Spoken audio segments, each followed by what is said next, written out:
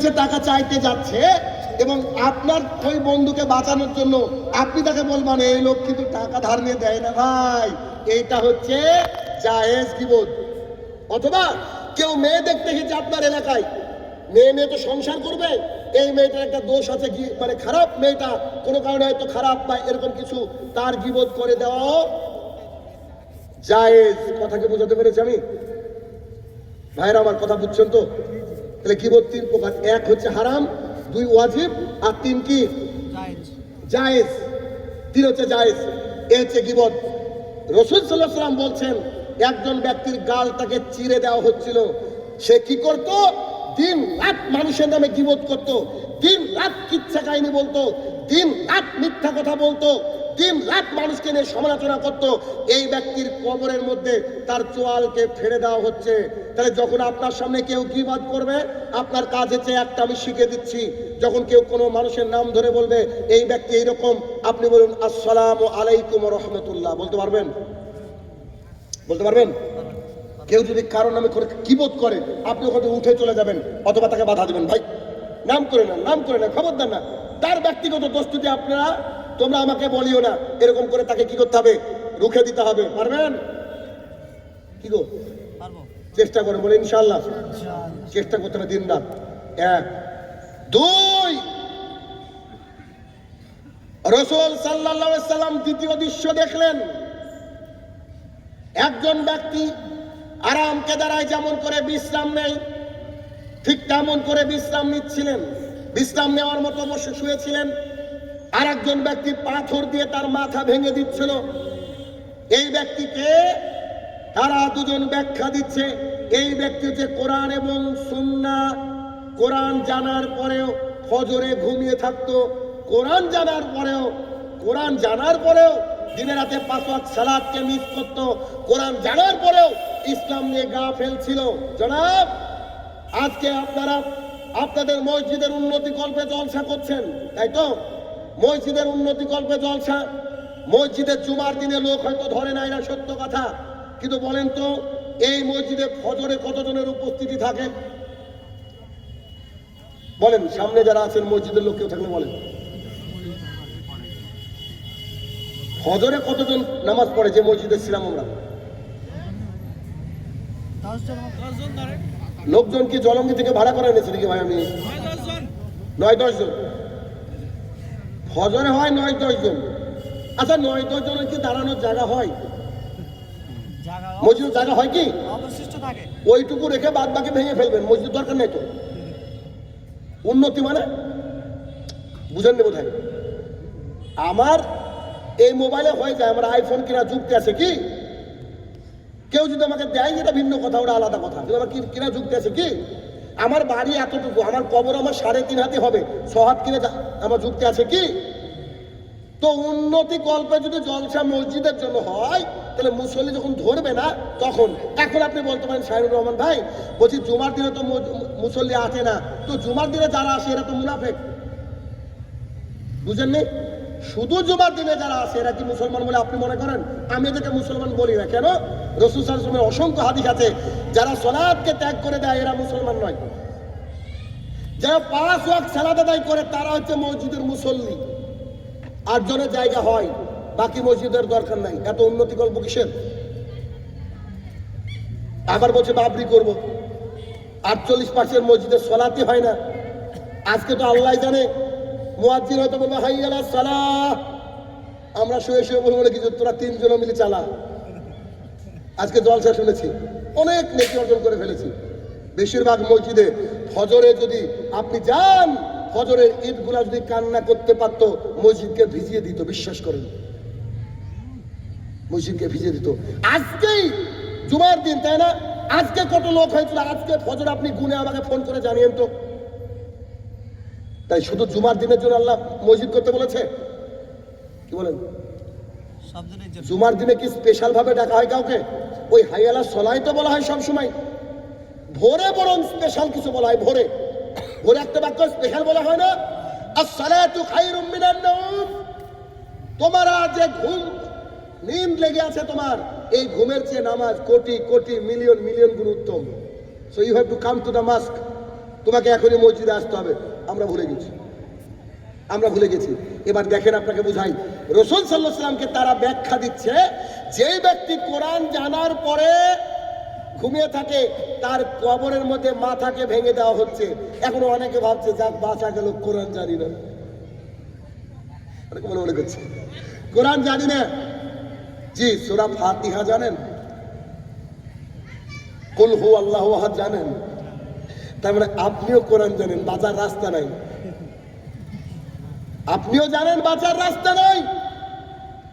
যেই ব্যক্তি কোরআনকে জেনে নিয়েছে এই ব্যক্তিকে 5 ওয়াক্ত সালাত আদায় করতে হবে যতক্ষণ ওর সেন্স আছে, পাগল হয়নি। জনাব আব্দুল্লাহ ইবনে উম্মে মাকতুম রাদিয়াল্লাহু তাআলা বলেন, আল্লাহ রাসূল সাল্লাল্লাহু আলাইহি সাল্লাম অন্ধ মানুষ, চোখে দেখতে পায় না, আপনি আমাকে অনুমতি দেন বাড়িতে সালাত আদায় করার। রাসূল সাল্লাল্লাহু আলাইহি সাল্লাম বললেন, আপনি কি আযান শুনতে পান নাকি? জি, আমি তো আযান শুনতে পাই। রাসূল সাল্লাল্লাহু আলাইহি সাল্লাম বলছে মসজিদে আসতে হবে যে কোনো মূল্যে। কি দিয়ে বুঝাবো আপনাকে আমি? আল্লাহ রাসূল সাল্লাল্লাহু আলাইহি সাল্লাম বলছেন আযান দেওয়ার কি ফজিলত, আযান দেওয়ার কি ফজিলত, প্রথম কাতারে দাঁড়ানোর কি ফজিলত, আযান দেওয়ার কি ফজিলত, প্রথম কাতারে দাঁড়িয়ে নামাজ আদায় করার কি ফজিলত। মানুষ যদি জানতো তাহলে মানুষের মধ্যে মারামারি লেগে যেত। আযান দেওয়ার জন্য প্রথম কাতারে দাঁড়ানোর জন্য লটারি করা লাগতো আযান দেওয়ার জন্য। রাসূল সাল্লাল্লাহু আলাইহি ওয়াসাল্লাম বলছেন মসজিদে এসে সালাত আদায় করার যে কত নেকি মানুষ যদি জানতো, হামাগুড়ি দিয়ে হলেও মসজিদে উপস্থিত হতো। যে কোনো মূল্যে আপনাকে মসজিদে আসতে হবে। আর যদি না আসেন, কবরের মধ্যে যাওয়ার পর আপনাকে এই শাস্তি ভোগ করতে হবে। এই পাপ হচ্ছে আপনার নামাজকে ছেড়ে দেওয়া, আর তার আযাব হচ্ছে কি মাথাকে ভেঙে দিচ্ছে ফেরেশতা মেরে। আপনার আব্বা সালাত আদায় করতে মারা গিয়েছে, আল্লাহর কসম করে বলছি, হাদিসকে আমি শাইনুর রহমানের ভাবে বিশ্বাস করি, এখনো ওর ফেরেশতা মেরে ওর মাথা ভেঙে দিচ্ছে কবরের মধ্যে, এখনো নগদ চলছে। আপনি যদি চান ফেরেশতা আপনার মাথাটা ভাঙুক, সো আপনি যেমন করে চলছেন চলেন। আর যদি মনে করেন যে না আমি কবরে একটু শান্তি থাকতে চাই, আমি ভালো থাকতে চাই, আল্লাহর কাছে যে মুসলিম হিসেবে আমার নাম লিখাতে চাই, you should pay 5 times a day. আপনাকে অবশ্যই 5 ওয়াক্ত সালাত আদায় করতে হবে, দিনে রাতে করতে হবে। যদি বরফ পড়ে কাল থেকে 5 ওয়াক্ত সালাত আদায় করতে হবে, যদি বৃষ্টি পড়ে 5 ওয়াক্ত সালাত আদায় করতে হবে, যদি শিলাবৃষ্টি হয় 5 ওয়াক্ত সালাত আদায় করতে হবে, যদি আপনি প্যান্টে পায়খানা করে ফেলেন, ওজুর জন্য পানি না পান, তারপর আপনাকে 5 ওয়াক্ত সালাত আদায় করতে হবে। আপনি যদি যুদ্ধের ময়দানে থাকেন, আপনাকে তখনও 5 ওয়াক্ত সালাত আদায় করতে হবে, করতেই হবে, এর বিকল্প কোনো রাস্তা নেই। রোজা করতে করতে অসুস্থ হয়ে গেলে ফিদিয়া দেওয়া জায়েজ? ভিখারি মিসকিনকে 1-1.5 কেজি চাল দিয়ে দিলে রোজা আপনার হয়ে যায়? 5 লাখ টাকা অন্যজনকে দিয়ে হজ করালে আপনার পাসপোর্ট নাই, তাও আল্লাহ হজের লিখে আপনাকে দিয়ে দিবে। কিন্তু সলাতে আপনি দাঁড়িয়ে না পড়লে, বসে বসে না পড়লে, শুয়ে শুয়ে না পড়লে, ইশারায় আপনাকে চোখের ইশারায় নামাজ পড়তে হবে, নামাজের কোনো মাফ নাই। 2 নম্বর, এই পাপটা বর্তমান মুসলমানের জমিনে, আমাদের জমিনে একেবারে চরম লেভেলের, এক্সট্রিম লেভেলের। সলাতের ব্যাপারে যে কি গাফিলতি, কি গাফিলতি, এর আমি গোটা পশ্চিমবঙ্গ নয়, পশ্চিমবঙ্গ, বাংলাদেশ, বিভিন্ন দেশ, বিভিন্ন জায়গায় ঘুরে দেখছি, সলাতের ব্যাপারে মানুষ এত উদাসীন, ফজরের ব্যাপারে মানুষ এত উদাসীন। অথচ আমি যদি, এই যে আপনারা যারা বসে আছেন, আপনারা বসে আছেন, একজনের নাম ধরে যদি বলি যে আপনি মুনাফেক, আপনি আমাকে বাড়ি যেতে দেবেন? বলেন, একজনের নাম ধরে যদি বলি আমি মুনাফেক, আপনি বাড়ি যেতে দেবেন? আমাকে দিবেন না। আপনি আমার সাথে ঝামেলা লাগাবেন, বা তর্ক বিতর্ক করবেন, বা বলবেন আপনার মুখের ভাষা ঠিক করে, বলবেন কি বলবেন না? আমি বলছি আমার সামনে বহু মুনাফিক বসে আছেন আপনারা। দলিল এ দেখেন, দেখেন এবার আপনাকে দিই। আবু হুরায়রা রাদিয়াল্লাহু তাআলা আনহু বলেন, রাসূল সাল্লাল্লাহু আলাইহি সাল্লাম বলেছেন, মুনাফিকদের কাছে সবচেয়ে ভারী নামাজ হচ্ছে এশার নামাজ আর ফজরের নামাজ। 8 জন ফজরের মুসল্লি আমার জানা হয়ে গেছে। আচ্ছা 15 জন ধরে দিলাম, বাকি লোকগুলোর কাছে ফজরের কি উঠতে পারি না যে গো, খুব ভারী নামাজ। আল্লাহ রাসূল সাল্লাল্লাহু আলাইহি ওয়াসাল্লাম বলেন, যাদের কাছে নামাজ ভারী লাগে না মুনাফিক। আমি বলছি না, বলছে কে? মুহাম্মদ সাল্লাল্লাহু আলাইহি ওয়াসাল্লাম। আসসালামু আলাইকুম। একটা জরুরি ঘোষণা, কিছু মাংস প্রায় 40-45 কিলো রান্না মাংস বেঁচে গেছে।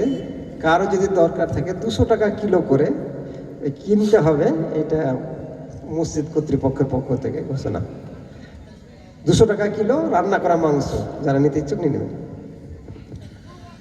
তো 2 নম্বর যে পাপ এবং শাস্তি একসাথে দেখাচ্ছি। আচ্ছা, এই শাস্তি আমার না হোক, কারণ আমার আলোচনার বিষয় উত্তরণের উপায়, বাঁচার উপায়, তাই না? এই শাস্তি না হোক, তার জন্য কি করতে হবে? 5 ওয়াক্ত সালাত আদায় করতে হবে। আমার ধান বন্যার জলে ভেসে যাক, হাইয়ালা সলা হয়ে গেলে সমস্ত কাজ বন্ধ পৃথিবীর। হাইয়ালা সলা হয়ে গেলে আমার মিটিং বন্ধ, আমার মিছিল বন্ধ, আমার A to Z কাজ বন্ধ। হাইয়ালা সালার পরে যদি কোনো মুদিখানার দোকানদার একটা চকলেট বিক্রি করে, ওই টাকাটা হারাম। হাইয়ালা সালার পরে কোনো মানুষ যদি কাজে রক্ত থাকে, তাহলে এই লোক ভুল রাস্তায় রয়েছে।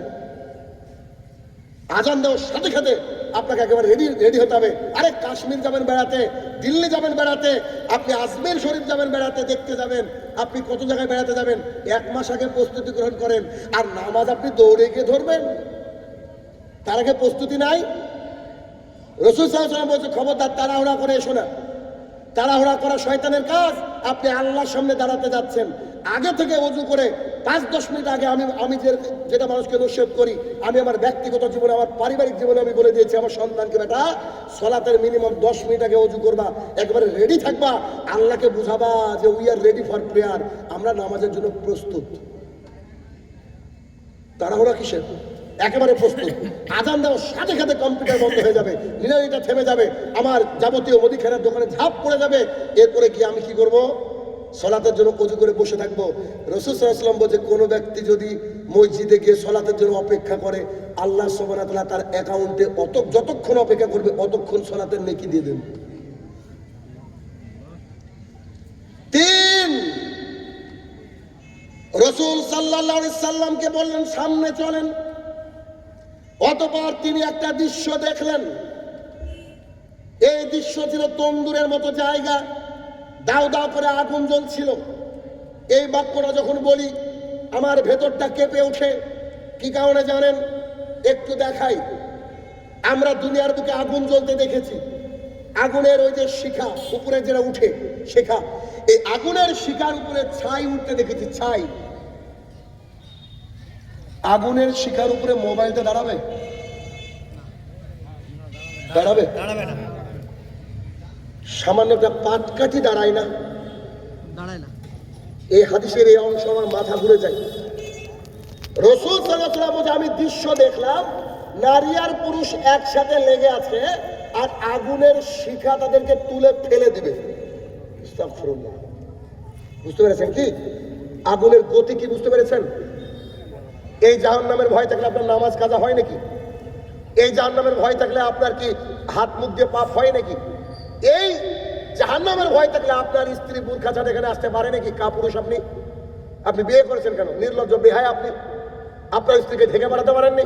আপনার স্ত্রী খালি মাথা করে যাচ্ছে, গোটা জাতির সঙ্গে জেনা করছে, আপনার একটু লজ্জা লাগে না? দেখেন, আপনাকে দেখাচ্ছি, নারী আর পুরুষ জড়া ধরে আছে, আগুন তাদেরকে উপচে ফেলে দেবে, আগুনের শিখা। অপর হাদিসে রাসূল সাল্লাল্লাহু আলাইহি ওয়াসাল্লাম বলছেন, পৃথিবীর আগুনকে যদি 69 দিয়ে গুণ করা হয়, এটা হচ্ছে জাহান্নামের আগুন। তখন তিনি বললেন, আচ্ছা নারী আর পুরুষ তারা কারা যাদেরকে উপচে ফেলে দেওয়া হচ্ছিল? তখন তিনি বললেন, তারা হচ্ছে পৃথিবীর জেনাকার, জেনাকারিনী। পৃথিবীর জেনা এখন বর্তমানে সস্তা, এই জিনিসটার কারণে আজকে এত পরকীয়া, দিন রাত আমাদের কাছে ফোন আসে, দিন রাত আমাদের কাছে মেসেজ যে আমার স্ত্রী এই করে, আমার স্বামী এই করে, দিন রাত এই পরকীয়া চলছে। এগুলো জেনা। আব্দুল্লাহ ইবনে মাসউদ রাদিয়াল্লাহু তাআলা আনহু বলেন, রাসূল সাল্লাল্লাহু আলাইহি সাল্লাম বলেছেন, চোখের জেনা চোখ দিয়ে দেখা।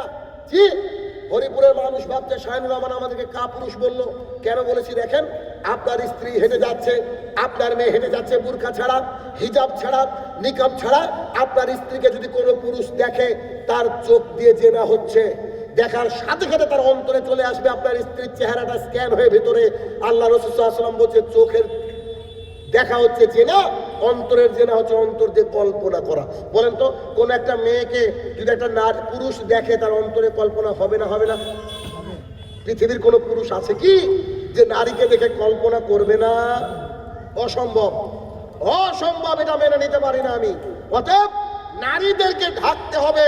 আর আপনার স্ত্রী খালি চলে এসেছে, আপনার স্ত্রীকে দেখে যে ছেলেটা জেনা করছে, এও জেনা, ও জেনা করেছে।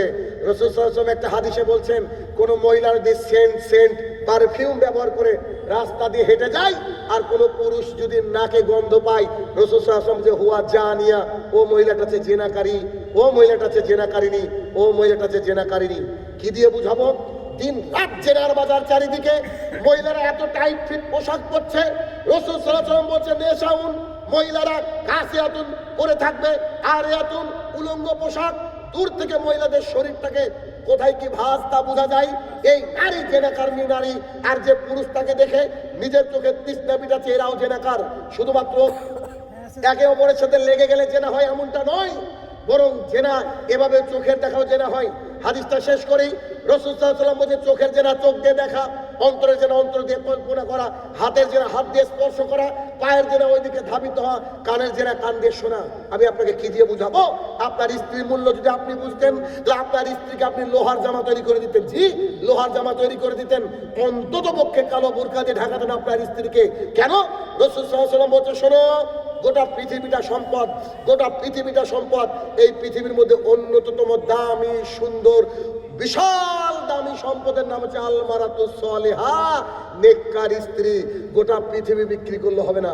অথচ এই যে রাস্তা, এই জমিটার 1 কাঠা দাম হয়তো 5 লাখ টাকা। মালদা টাউনে 1 কাঠা জমির দাম 1 কোটি টাকা। দিল্লিতে 1 কাঠা জমির দাম 1 মিলিয়ন টাকা। অথচ আপনার স্ত্রী কি বলেন তো? গোটা পৃথিবীর সম্পদের মধ্যে মানে উন্নততর সম্পদ, আর তাকে আপনি ওই পঞ্চায়েতের সারের মতো ছেড়ে দিয়েছেন। পঞ্চায়েতের সার বুঝেন কিনা? বাজারে দেখবেন হিন্দুর একটা সার ছেড়ে দেয়, ও যে কার সার হিসাবই নাই, এ ও তারে ও তারে। তা আপনার বউ কি তাই নাকি? হ্যাঁ, মোহরানা দিয়েছেন আপনি, খেতে দেন আপনি, আরে পড়তেও দেন আপনি, আদরও করেন আপনি, আর লোকের জন্য ছেড়ে দিয়েছেন একটা বোরকা কিনে দিতে পারেননি? এত গরিব আপনি? আপনি আমার সাথে যোগাযোগ করেন, আপনার বোর জন্য বোরকা পাঠাবো ইনশাল্লাহ। অতএব রাসূল সাল্লাল্লাহু আলাইহি ওয়াসাল্লামকে ওই দুইজন ব্যক্তি কি বলছেন, যে রাসূল সাল্লাল্লাহু আলাইহি ওয়াসাল্লাম আপনি শুনেন, এরা হচ্ছে জেনাকার, জেনাকারিনী, জেনাকার, জেনাকারিনী। অতএব যাদের মেয়ে আছে, এটা একটা আল্লাহর রহমত, মেয়েটাকে একটু রহমত হিসেবে থাকতে দিন। এখন থেকে ঢাকিয়েন, এখন থেকে হিজাব, জিলবাব, বোরকা ইত্যাদি একটু পরিয়েন, নিজে একটু বিবেকবান হন বর্তমান সমাজে। এরপরে রাসূল সাল্লাল্লাহু, আচ্ছা এই যে বললাম, যেটা বললাম, তাহলে কি এই তন্দুরের মতো জায়গা, আগুনের মতো জায়গা থেকে বাঁচার জন্য রাস্তা কি বলেন তো? না, এইটা মানে জেনা থেকে বাঁচতে হবে, নিজের চোখকে হেফাজত করতে হবে। আর নারীরা কি করবে? বুরকা পরে নেবে। তাই তো একজন নারীকে জিজ্ঞাসা করা হচ্ছে, আচ্ছা তুমি যে এত গরমে বোরকা পরো, কালো এরকম মোটা একটা সিটের বোরকা, তোমার কষ্ট হয় না? তো সে বলছে, জাহান্নামের আগুন খুব কঠিন, তো এই জন্য পৃথিবীতে প্র্যাকটিস করি। বুঝেন নি? জাহান্নামের আগুন কঠিন, এই জাহান্নামের আগুন থেকে বাঁচার জন্য নিজেকে পৃথিবী থেকে প্র্যাকটিস করা হয়। যে মহিলাকে তার এলাকার মানুষ দেখেনি, এই মহিলা ভেবে রাখেন ইনশাল্লাহ জান্নাতে যাবে। প্রশ্ন তো আরো আছে, যে মহিলা উলঙ্গ চলে, সে কারুর না কারুর বাবা, কারুর না কারুর মা, কারুর না কারুর মেয়ে। আমার মেয়ে, আমার স্ত্রী যদি বোরখা ছাড়া না চলে, হিজাব ছাড়া না চলে, রাসূল সাল্লাল্লাহু আলাইহি ওয়াসাল্লাম আমাকে বলেছে দায়ুস, আর দায়ুস হচ্ছে জান্নাতে যাবে না।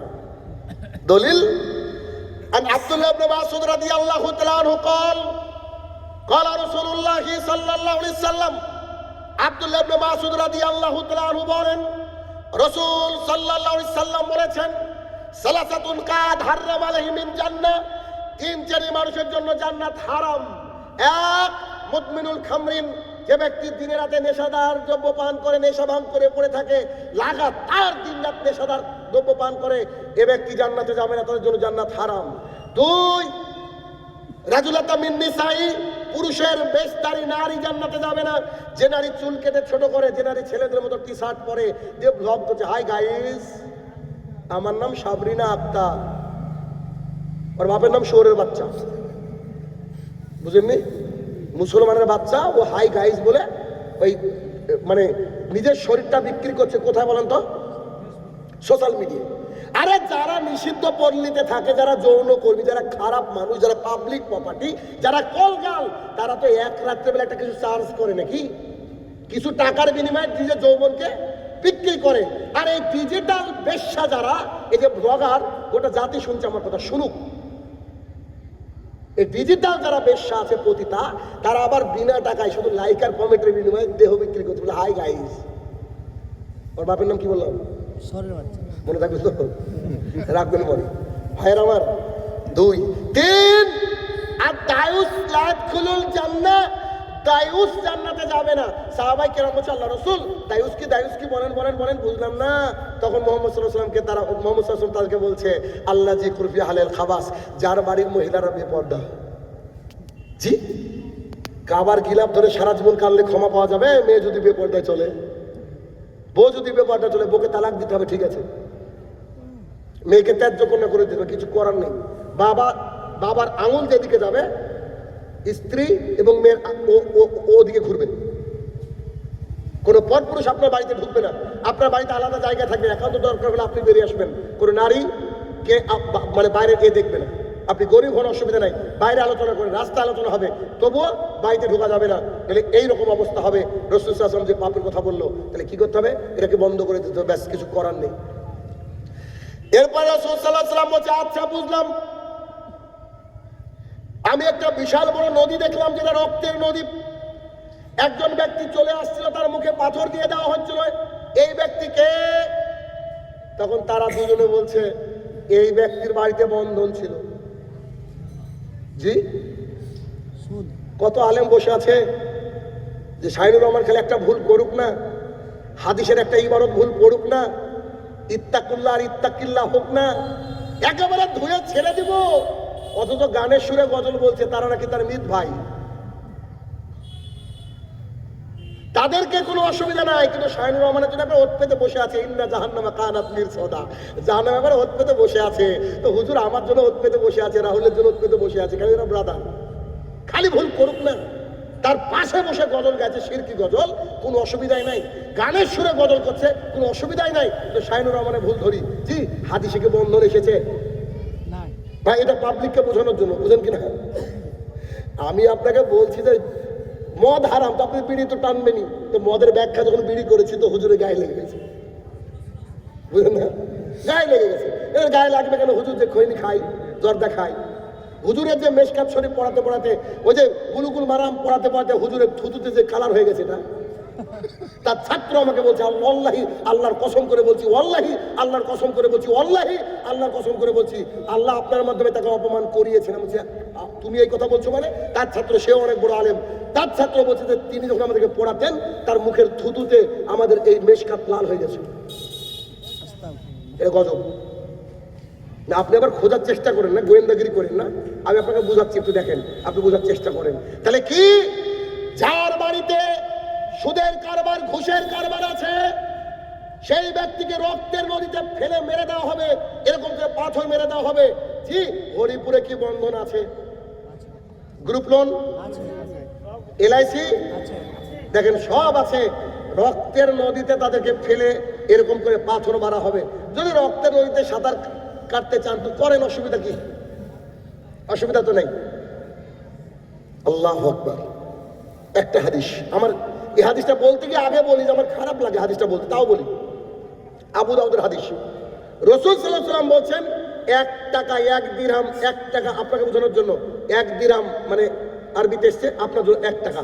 1 দিরহাম সুদ খেলে, 1 টাকা সুদ খেলে 70টা পাপ হয়। কটা পাপ? 70। সবচেয়ে নিচের পাপ হচ্ছে নিজের মায়ের সাথে জেনা করে যত পাপ, বন্ধনে 1 টাকা নিলে তত পাপ। 1 টাকা কেউ নেয়? 10,000, 5,000, 20,000। 10,000, 5,000। এবার আপনি বলেন, এ পাপ আপনি মাপবেন কি দিয়ে? ব্যারোমিটারও কাজ করবে না, থার্মোমিটারও চলবে না। অথচ এই পাপ ঘরে ঘরে। আর এইটা হচ্ছে আমাদের জাতিকে ডুবিয়ে দেওয়ার জন্য ইহুদি খ্রিস্টানদের চক্রান্ত। বিশ্বাস করেন, প্রত্যেকটা কোম্পানি ইহুদি খ্রিস্টান। এই এলআইসি, এরকম যত কোম্পানি এসেছে, আসবে, সবগুলো আছে ইহুদি খ্রিস্টানদের চক্রান্ত। কেন? ওরা কোরআন পড়েছে, ওরা হাদিস পড়েছে, ওরা জানে যে মুসলমানদেরকে ধ্বংস করার একটা রাস্তা সুদের মধ্যে দিয়ে দাও, আর সুদকে ধ্বংস করে আল্লাহ তাআলা ব্যবসাকে উন্নত করে। আল্লাহ তাআলা কোরআনেই বলেছে, রাসূল সাল্লাল্লাহু আলাইহি ওয়াসাল্লাম বলেন না আমাদেরকে এ বাক্য। তাহলে কি, যে ব্যক্তি সুদ খায়, সুদ দেয়, সুদের সাক্ষী এবং সুদের লেখক, তাদেরকে রক্তের নদীতে ফেলে দেওয়া হচ্ছে। শাহিনুর রহমানকে যদি 1 কোটি টাকা দেন, অ্যাক্সিস ব্যাংকে চাকরি করতে হবে, SBI ব্যাংকে চাকরি করতে হবে, বন্ধন ব্যাংকে চাকরি করতে হবে, একেবারে এইভাবে লাথি মেরে তাকে তাড়িয়ে দেবে। কথা বুঝতে পেরেছেন? কথা কি বুঝতে পেরেছেন? তাহলে ব্যাংকে চাকরি করা জায়েজ? বর্তমানে যে ব্যাংক ব্যবস্থা, কেন?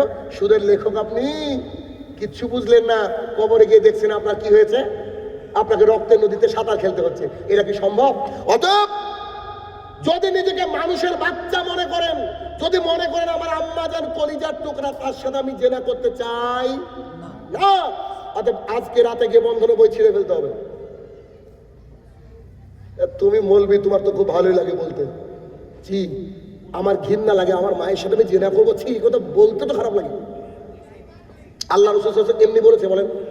হ্যাঁ, যেদিন তিনি বিদায় হজের খুতবা দিচ্ছেন, খুতবার একটা পর্যায়ে উঠে বললেন, ও আমার সাহাবীরা শোনো, আমার চাচা আব্বাস রাদিয়াল্লাহু তাআলা আনহু সে সুদের কারবার করত, তার সুদ কাজ কি পায়ের তলায় দললে মুসলে সুদকে পৃথিবী থেকে শেষ করে দিলাম, মুসলমানদের জন্য হারাম করে দিলাম। তিনি করেছিলেন, 1450 বছর পার হয়ে গেছে। আপনার বাড়িতে বন্ধন থাকে কেন? আমার মসজিদে যত মুসল্লি আলহামদুলিল্লাহ আমার জানা মতো বন্ধন নেই কারোর। এইভাবে কঠিন করে কথা বলি বলি তো নাই। জীবনে যদি ভিক্ষা করতে হয় তো হরিপুরে এসে ভিক্ষা করবে ইনশাল্লাহ, তো বন্ধন নেব না কোনোদিন। ভিতরের মধ্যে তৈরি করতে হবে। কেন? আমি আমার মায়ের সাথে জেনা করবো, ছি কত বড় খারাপ লাগে, চিন্তা করেন। আর একটা হাদিস শুনবেন, রাসূল সাল্লাল্লাহু আলাইহি ওয়াসাল্লাম বলছে, 1 টাকা সুদ খেলে 36 জন নারীর সাথে জেনা করে যে পাপ হয়, 1 টাকা সুদ খেলে সে পাপ হয়। ছি ছি ছি ছি ছি, নারীর সাথে জেনা, এটাকে আপনার স্ত্রী মেনে নেবে? বলেন। আপনি বাড়িতে সালাম দেবেন, আসসালামু আলাইকুম, আপনার স্ত্রীকে ডাক দেবো যে শোনো আজকে একটা মেয়ের সাথে জেনা করে এসেছি, নিশ্চয়ই উপহার হিসেবে আপনার স্ত্রী আপনাকে ঝাঁটা দিবে, ঝাঁটা বাড়ুন বা যা থাকবে ইনশাল্লাহ তাই পাবেন, উপহার পাবেন কি পাবেন না? কিন্তু আপনার স্ত্রী আপনাকে মেনে নিয়েছে, ও বুঝতে পারে যে ওর স্বামী 36টা জেনা করে, ও জানতো না, আজকে জেনেছে। তারপরে বন্ধনের বইটা, কোরআন কোরআন যে ঘরে আছে ওই ঘরের পাশে আছে বন্ধনের বইটা, এখানে কোরআন রাখা, এই যে কোরআন রাখা, আর বন্ধনের বইটা নিচে আছে, আছে না নাই? আপনি রহমত খুঁজছেন, আপনি রহমত খুঁজছেন, তাই না? অতএব যে কোনো মূল্যে, এই যে কোনো মূল্যে আপনাকে সুদ ঘুষের কারবার থেকে দূরে থাকতে হবে। সুদ ঘুষের কারবার থেকে দূরে থাকতেই হবে, বলে রক্তের নদীতে আপনাকে মেরে ফেলা হবে। অতঃপর শোনেন, রাসূল সাল্লাল্লাহু আলাইহি ওয়াসাল্লাম বলছে, আচ্ছা ঠিক আছে বুঝলাম। বিশাল একটা বাগানে প্রবেশ করলেন, নিশ্চয় হাদিস মনে পড়ছে আস্তে আস্তে। বাগানে প্রবেশ করার পর দেখলেন একটা বিশাল বড় গাছ, গাছের পাশে একজন ব্যক্তি বসে আছেন, সেই ব্যক্তির নাম হচ্ছে ইব্রাহিম আলাইহিস সালাতু ওয়াস সালাম। রাসূল সাল্লাল্লাহু আলাইহি ওয়াসাল্লামকে সমস্ত নবী রাসূলকে দেখানো হয়েছিল। আর যে বাচ্চাগুলা খেলাধুলা করছে, এরা হচ্ছে জান্নাতের বাচ্চা। দেখেন অনেকের বাচ্চা ছোটবেলায় মারা যায় না, ছোট একেবারে বাচ্চাতে, বাচ্চা তো বাচ্চাই, কিন্তু শরীয়ত লাগু হওয়ার আগে মারা যায় কি যায় না? ওই বাচ্চাগুলো হিন্দুর হোক, ইহুদির হোক, খ্রিস্টান হোক, সবাই জান্নাতে যাবে। এটা কি জানেন আপনারা? কেন বলেন তো? রাসূল সাল্লাল্লাহু আলাইহি ওয়াসাল্লাম বলছে, প্রত্যেকটা মানুষ জন্মগ্রহণ করে কিসের উপরে? ইসলামের উপরে। ওর মা বাবা ওকে মূর্তি পূজক বানায়, ওর মা বাবাকে ইহুদি খ্রিস্টান বানায়। 11 বছরের আগে যদি কোনো বাচ্চা মারা যায় শরীয়ত লাগু হওয়ার আগে, তাহলে ইনশাআল্লাহ ধরে নিতে হবে ও বাচ্চা আল্লাহর সান্নিধ্যে চলে গেছে, আল্লাহর ইনশাআল্লাহ জান্নাত পাবে বলে আমরা আশাবাদী। তো এই বাচ্চা হচ্ছে জান্নাতের বাচ্চাগুলো খেলাধুলা করছে। এরপরে রাসূল সাল্লাল্লাহু আলাইহি ওয়াসাল্লাম বলছে, আচ্ছা বুঝলাম, ওই লোকটা কে? কোন লোকটা? ওই যে আগুন জাল দিচ্ছিল সাইডে, এই লোকটা কে? তো বলছে, ও হচ্ছে জাহান্নামের দারোগা মালিক, তিনি আগুনকে জাল দিচ্ছেন মানুষকে ওই আগুনের মধ্যে ফেলার জন্য। কি দিয়ে বোঝাবো আপনাকে আমি জাহান্নামের আগুন কি? একটা হাদিস যদি আপনাকে একটু প্লেস করার চেষ্টা করেন তো বুঝার চেষ্টা করেন। দেখেন, আবু হুরায়রা রাদিয়াল্লাহু তাআলা আনহু বলেন, রাসূল সাল্লাল্লাহু আলাইহি সাল্লাম বলেছেন, যে ব্যক্তি জাহান্নামে যাবে সেই ব্যক্তির বসার জায়গা হবে মক্কা থেকে মদিনার দূরত্ব একজন মানুষের বসার জায়গা কতটুকু? মক্কা মক্কা থেকে মদিনার দূরত্ব 3 বছরে অনেকবার গিয়েছি, ছিলাম মক্কা থেকে মদিনা গিয়েছি, প্রায় সৌদি আরবের বিভিন্ন অংশ ঘুরেছি। তো মক্কা থেকে মদিনার দূরত্ব আমার জানা মতে 450 কিলোমিটার। জি, একটা মানুষের এই সাইজ, নিতম্বের সাইজ কত? মাত্র 450 কিলোমিটার। রাসূল সাল্লাল্লাহু আলাইহি ওয়াসাল্লাম বলেছে যে জাহান্নামে যাবে এই উরুরান হবে বাইজা পাহাড়ের সমান। উরুরান বাইজা পাহাড়ের সমান, তার দাঁত হবে উহুদ পাহাড়ের সমান। যেখানে আমির হামজা রাদিয়াল্লাহু আনহু শুয়ে আছে পাশে দেখবেন উহুদ পাহাড়, যদি কোনোদিন যান দেখবেন। তার দেহের চামড়া হবে 42 গজ, 42 হাত ধরে নেন না। এইরকম মানুষকে যখন জাহান্নামের মধ্যে ফেলে দেওয়া হবে, রাসূল সাল্লাল্লাহু আলাইহি ওয়াসাল্লাম বলছেন এই ব্যক্তির কলিজায় আগুন ধরে যাবে, সময় লাগবে না। না, আমি কি বোঝাতে চেয়েছি আপনারা বুঝতে পারেননি, আমি বুঝাচ্ছি। আচ্ছা, আমার তো এরকম একটা সাইজ, আমার কলিজা ঢুকতে গেলে কতটুকু সুস লাগবে? এতটুকু। আমি যদি ওই সাইজের হতাম কত বড়, কত দূরে কলিজা? যার বসার জায়গা 450 কিলোমিটার হয়, তার কলিজা খুঁজতে গেলে তো 200 কিলোমিটার যাওয়া লাগবে। ওই 200 কিলোমিটার কলিজাকে জ্বালিয়ে দেবে জাহান্নামের আগুন সেকেন্ডে সেকেন্ডে সেকেন্ডে। বুঝতে পেরেছেন জাহান্নামের আগুন কি? আল্লাহু আকবার। এই আগুনকে জাহান্নামের ফেরেশতা মালিক এখনো রেডি করছেন, আজকেও রেডি করছেন, করতে আছেন। একেবারে গনগনে লাল ছিল আগুন, লাল থাকতে থাকতে একেবারে কালো হয়ে গেছে জাহান্নামের আগুন। এত কঠিন জাহান্নামের আগুন। এই আগুন থেকে বাঁচার রাস্তা তো বুঝতে পারছেন, 5 ওয়াক্ত সালাত, সিয়াম, মহিলাদের জন্য বোরখা, পুরুষদের জন্য দাড়ি, টাকর উপরে প্যান্ট। ভাই, ইসলামী শরীয়ত। আসেন, এরপরে রাসূল সাল্লাল্লাহু আলাইহি ওয়াসাল্লাম বলেন আচ্ছা ঠিক আছে, এটা না হয় বুঝলাম, প্রথম যে ঘরটা, এত সুন্দর ঘর আমি কোনোদিন দেখিনি, এই ঘরের ব্যাপারে কি বলবা? এই ঘরটা যে জান্নাতীদের কমন রুম, নারী পুরুষ বৃদ্ধ ছেলে মেয়ে সবাই ছিল। আচ্ছা, কমন রুম কি একটু দেখাই। যারা কলেজে পড়াশোনা করেছেন দেখবেন প্রত্যেক কলেজে একটা করে কমন রুম থাকে। ওরে ক্যারাম বোর্ড থেকে, বিড়ি থেকে, সিগারেট থাকে আর কি, দুনিয়ার কথা বলছি। দু একটা ক্লাস করেছে, বাবুর বাচ্চার ভালো লাগেনি, ওর বাপ মাকে পড়তে পাঠিয়েছে, ভালো লাগেনি, এসে বলছে করে একটা দে তো। কলেজে তো আমিও পড়েছি, দেখেছি না? তো এসে বলছে একটা দে তো, ক্যারাম বোর্ড খেলছে, ওদিকে ক্লাস চলছে। মা বাবা পাঠিয়েছে, আমার ছেলে কলেজে গিয়েছে, গরম ভাত করে পাঠিয়ে দিয়েছে খেয়ে। ছেলে কলেজ থেকে একটু রিল্যাক্স ফিল করার জন্য কোথায় আসে? Common room. আল্লাহ তাআলা জান্নাতীদের জন্য কমন রুম রেখেছে, ওখানে একটু রিল্যাক্স হবে, একটু আড্ডা দিবে। সুবহানাল্লাহ বলবেন না? এটা সুবহানাল্লাহ, আর কলেজে তো নাউজুবিল্লাহ। ওখানে জেনা হয় আর ওখানে রিল্যাক্স হয়। রাসূল সাল্লাল্লাহু আলাইহি ওয়াসাল্লামকে তারা বললেন উপরে উঠেন। উপরে উঠলাম। আগের চেয়ে এই ঘরটা আরো বেশি সুন্দর, আগের চেয়ে এই ঘরটা আরো বেশি সুন্দর। তখন তারা বললেন এই ঘরে কে কে ছিল মনে আছে আপনাদের? এই ঘরে কিন্তু নারী ছিল না, বয়স্ক আর এগুলো ছিল রাইট ইয়াং, যুবক এবং বৃদ্ধ মানুষ ছিল, মানে ছেলে ছিল, ছেলেরা ছিল।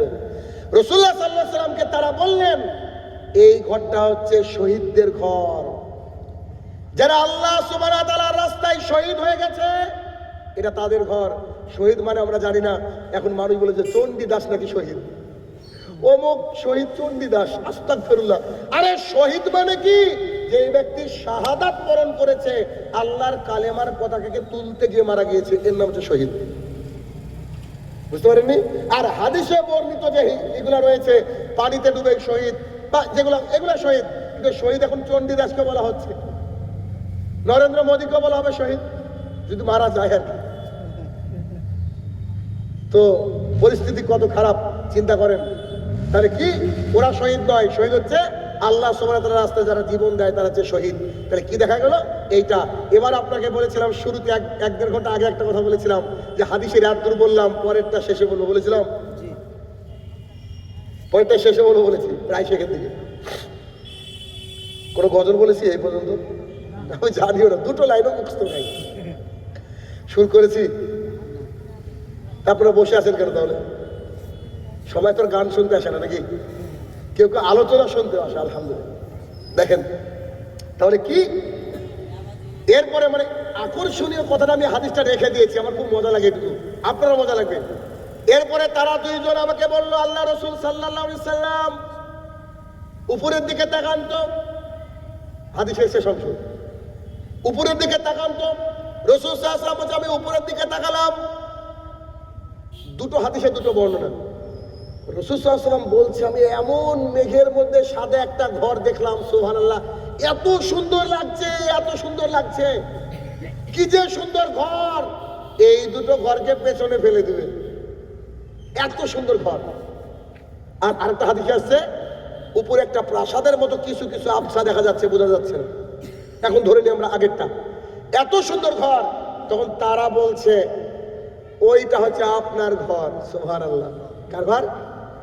মাকামে মাহমুদ, ওই যে দোয়া করেন না আপনি, দেখেন ওইটা হচ্ছে আপনার ঘর। তখন রাসূল সাল্লাল্লাহু আলাইহি ওয়াসাল্লাম বলে, ছাড়ো ছাড়ো ছাড়ো ছাড়ো ছাড়ো ছাড়ো আমাকে, আমি একটু যাই, আমি একটু যাই। তখন তারা হাত ধরে বলছে, না না না না, আপনার যাওয়া হবে না, আপনার এখনো হায়াত বাকি, যেদিন আপনি ইন্তেকাল করবেন আল্লাহ সুবহানাহু ওয়া তাআলা আপনার জন্য বরাদ্দ করে রেখেছে। সুবহানাল্লাহ বিহামদিহি। এখনো হাদিস শেষ হয়নি। আচ্ছা আচ্ছা আচ্ছা, বুঝলাম, এত সারা রাত তোমরা আমাকে জিনিস দেখালে, আর আল্লাহ রসুলের স্বপ্ন মানে কিন্তু ওহি, স্বপ্ন মানে নর্মাল স্বপ্ন হবে না, এটা ওহি। তখন রাসূল সাল্লাল্লাহু আলাইহি ওয়াসাল্লাম বলছেন, সবই নয় বুঝলাম, তো তোমরা কারা? বলছে, আমি জিবরাইল আর ও হচ্ছে মিকাইল, দুইজন সম্মানিত ফেরেশতা। আমি জিবরাইল আর হচ্ছে মিকাইল, আপনাকে সারা রাত যাবত আমি কি করলাম, এভাবে সফর করালাম, এতগুলো দৃশ্য দেখালাম। এখন আপনারা বলেন তো, যে পাপগুলোর কথা আজকের আমি আলোচনায় উল্লেখ করলাম, এই পাপগুলো আমাদের সমাজে আছে না নাই? অবশ্যই ভরপুর। এই পাপগুলাকে কি বন্ধ করা যায় না? যায়।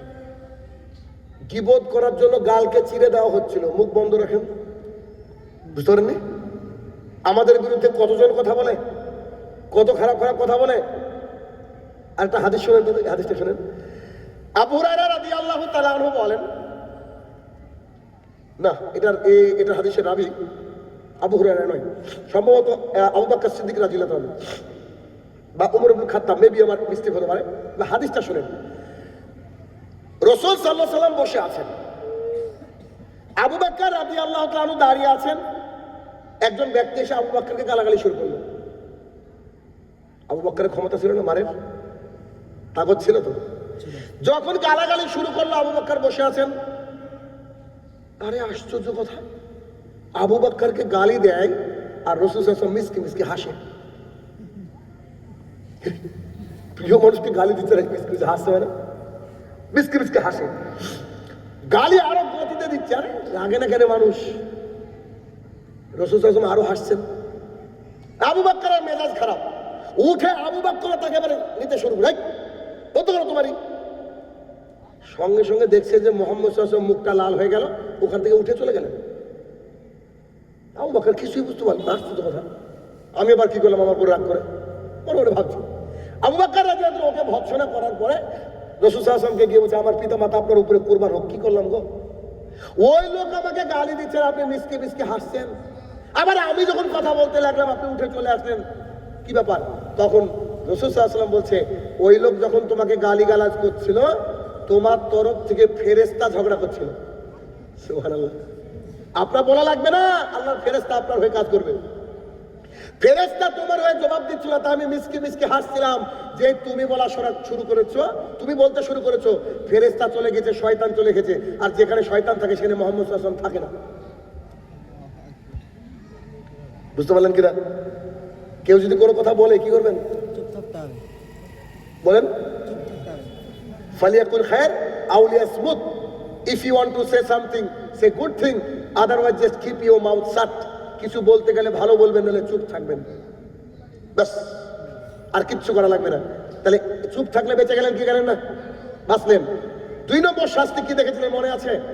মাথাকে চৌচির করে দেওয়া হচ্ছে ভেঙে, শুধু সালাত আদায় করেন 5 ওয়াক্ত, বেঁচে গেলেন। কি করবেন? সালাত আদায়। শুধু সালাত আদায় করেন 5 ওয়াক্ত, বেঁচে গেলেন। 3 নম্বর, ওই যে জেনাকে বন্ধ করে দেন, চোখটাকে কন্ট্রোল করেন, মেয়ে দেখলে নিচু করেন, মেয়ে দেখলে নিচু করেন, মা বন্ধুকে বুরকা পরান, বেঁচে গেলেন।